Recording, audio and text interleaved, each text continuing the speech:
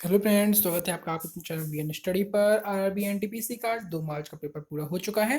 तो चलिए हम लोग देख लेते हैं आज कैसे किस प्रकार के क्वेश्चन आए। कई क्वेश्चन रिपीटेड हुए हैं, तो उन सभी की जो भी क्वेश्चन पहले आ चुके हैं तो पूरे सभी लाइन से आपके पूरे पेपर जो हैं वो पूरे डले हुए हैं प्लेलिस्ट में। तो आप प्लेलिस्ट पर जाकर पुराने पेपर भी देख सकते हैं। तो यदि आपके आगे कोई भी एग्जाम हो तो आप लोग जरूर प्लेलिस्ट को चेक कर सकते हैं।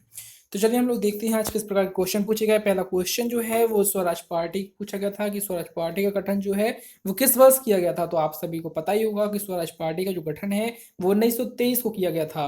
और अगला क्वेश्चन ग्रीष्मकालीन ओलंपिक जो कि 2024 में होना है, तो ये कहाँ पर आयोजित होना है, ऐसा क्वेश्चन पूछ लिया गया है। तो जो पेरिस है, लंदन की राजधानी जो पेरिस है, वहां पर ग्रीष्मकालीन ओलंपिक 2024 का आयोजन होना है।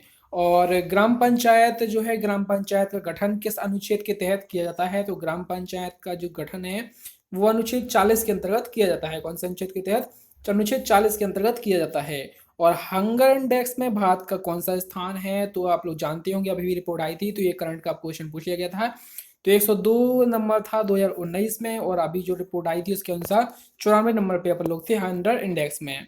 और जो पाकिस्तान के स्थान है, इनकी कंडीशन जो है अपन से अच्छी है हंड्रेड इंडेक्स में। ठीक है।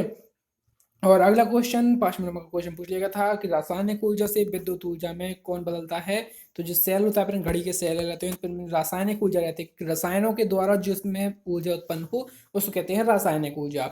तो और ये अपन लोगों को विद्युत में ऊर्जा बाद में प्रदान करते हैं, इसलिए रासायनिक ऊर्जा को विद्युत ऊर्जा में ये परिवर्तित करते हैं। और इसके बाद क्वेश्चन पूछा गया था कि सरदार वल्लभ भाई जो पटेल है, तो इन्होंने किस चीज़ का नेतृत्व किया था। तो बारदौली सत्याग्रह जो सत्याग्रह हुआ था, तो बारदौली सत्याग्रह का नेतृत्व जो है वो सरदार वल्लभ भाई पटेल ने किया था। और भारत का पहला जल विद्युत प्लांट, पहले हम आपको ये बता दूं सरदार वल्लभ भाई पटेल के बारे में आप जानते होंगे कि सरदार वल्लभ भाई पटेल की गुजरात में जो सबसे बड़ी प्रतिमा बनवाई गई है, और ये सरदार सरोवर बांध की बगल में ही है। ठीक है। और भारत का पहला जल विद्युत प्लांट पूछ लिया गया था, तो ये कहाँ पर स्थित है। ये स्थित है कर्नाटक में। कहाँ पर स्थित है? कर्नाटक में स्थित है भारत का पहला सबसे बड़ा तो भारत का पहला सबसे जो सबसे पहले नंबर बना था वो जल विद्युत प्लांट। ठीक है। और जी का मान पूछ लिया गया था। जी अर्थात गुरुत्वीय त्वरण। तो गुरुत्वीय त्वरण का पहले आप बता दीजिए मान होता कितना है। तो वैसे तो ओनली 9.8 होता है, 9.8 मीटर प्रति सेकंड स्क्वायर। तो ये पूछ लिया गया था जी का मान सबसे कम कहाँ पर होगा, वो शून्य कहाँ पर होगा। तो विषुवत रेखा जो है, विषुवत रेखा है, विषुवत रेखा पर जी का मान शून्य होता है। ठीक है। और अगला क्वेश्चन पूछा गया था कि ब्रह्मपुत्र की सहायक नदी कौन सी है। तो ब्रह्मपुत्र की सहायक नदी की बात की जाए तो तीसरा नदी जो है वो ब्रह्मपुत्र की सहायक नदी है। और गोवा को किस संशोधन में भारत से जोड़ा गया था। तो आप लोग जानते होंगे कि गोवा पहले पुर्तगालियों के हाथ में था, पुर्तगाली इस पर कब्जा किए हुए थे। तो अपन लोगों ने इसको छुड़वाया था, और 12वें संविधान संशोधन के तहत इसको भारत में जोड़ लिया गया था। अगला क्वेश्चन पूछा गया था भारत की पहली महिला मुख्यमंत्री से पूछ लिया गया था कि भारत की पहली महिला मुख्यमंत्री कौन है। तो आपको पता ही होगा कि सुचेता कृपलानी, जो कि उत्तर प्रदेश से मुख्यमंत्री के पद से नियुक्त हुई थी। तो ये भारत की पहली महिला मुख्यमंत्री बनी थी। ठीक है। और प्रकाश का प्रकीर्णन सबसे कम कौन से रंग का होता है। तो आप लोग जानते होंगे कि प्रकाश का प्रकीर्णन जो है वो लाल रंग का सबसे कम होता है।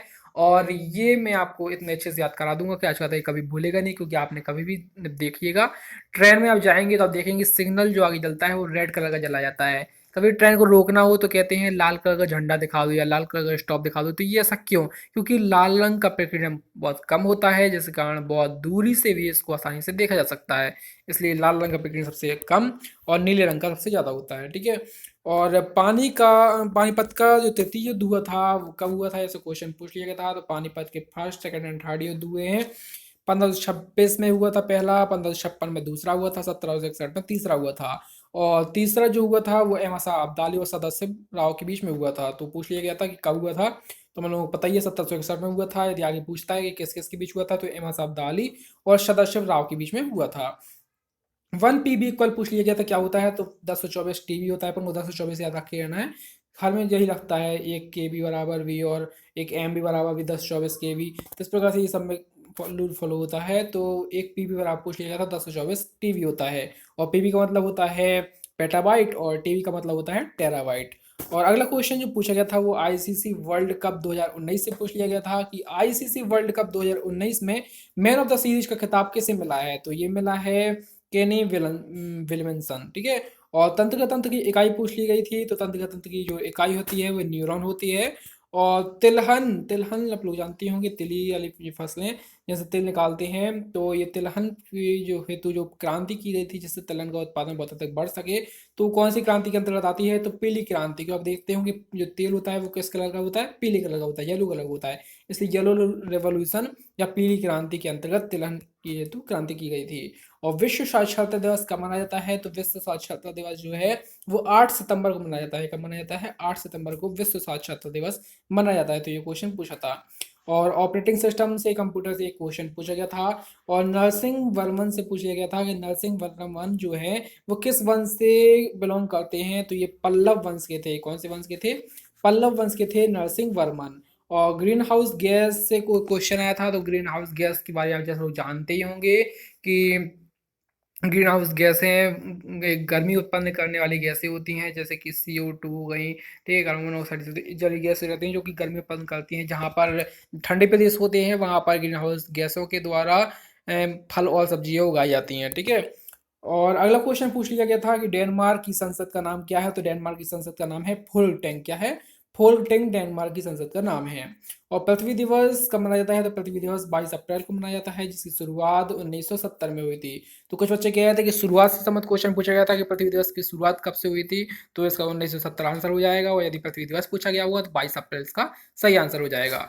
मोहनजोदाड़ो कहाँ पर स्थित है, तो मोहनजोदाड़ो जो है वो पाकिस्तान के सिंध प्रांत में स्थित है। कहाँ पर स्थित है, पाकिस्तान के सिंध प्रांत में। अब देख लेते हैं सेकंड से प्री क्वेश्चन। सेकंड से पहला क्वेश्चन पूछा गया था कि कर्क रेखा कहाँ से नहीं निकलती, तो कर्क रेखा जो है राजस्थान, गुजरात, मध्य प्रदेश, पश्चिम बंगाल, त्रिपुरा, मिजोरम और छत्तीसगढ़ और झारखंड, इन 8 राज्यों से, टोटल 8 राज्यों से निकलती है। कहाँ कहाँ से निकलती है, यहाँ शुरुआत में पहले राजस्थान आता है, फिर गुजरात यहाँ नीचे रहता है, फिर पश्चिम बंगाल लास्ट में आता है, त्रिपुरा ऊपर रहता है, मिजोरम यहाँ नीचे रहता है, और छत्तीसगढ़ यहाँ और झारखंड यहाँ। तो इस प्रकार से अपन को ये पूरी लाइन से निकलती आती है। बीच में मध्य प्रदेश यहाँ रहता है, तो मध्य प्रदेश और छत्तीसगढ़ बगल में है। तो इस प्रकार से ये पूरी निकल जाती है, तो इन 8 राज्यों से होकर कर्क रेखा निकलती है।